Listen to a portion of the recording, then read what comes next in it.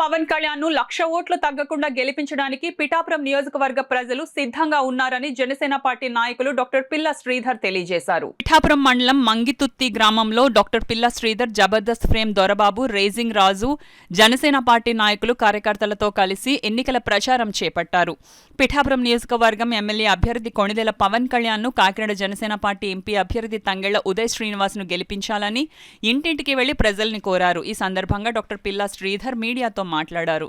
ఈరోజు పిఠాపురం నియోజకవర్గం పిఠాపురం మండలం మంగుతుత్తి గ్రామంలో డోర్ టు డోర్ క్యాంపెయినింగ్ జరగడం జరిగింది.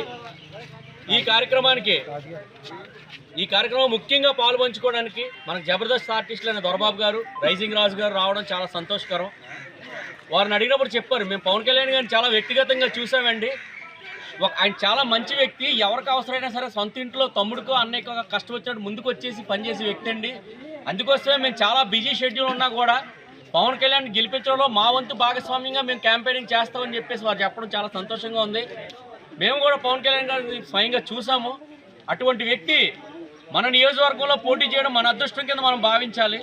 ఎందుకంటే రాష్ట్రం అంతా పవన్ రావాలి, పాలన మారాలని విధానం జరుగుతున్నప్పుడు మన పిఠాపురంలోనే మనం మొదటిసారిగా పవన్ రావాలి, పిఠాపురం మారాలని మనం పిలుపునివ్వడం, దాన్ని మన్నించి మన పవన్ కళ్యాణ్ గారు పిఠాపురం నుంచి పోటీ చేయడానికి ఒప్పుకోవడం చాలా సంతోషం. కాబట్టి ఆయన అడిగింది ఏం లేదండి, మనని మంచి మెజార్టీతో గెలిపించి అసెంబ్లీకి పంపించమన్నాడు. మనం 1,00,000 ఓట్ల పైన మెజార్టీతో గెలిపించి అసెంబ్లీలో కూర్చోబెట్టుకుందామండి.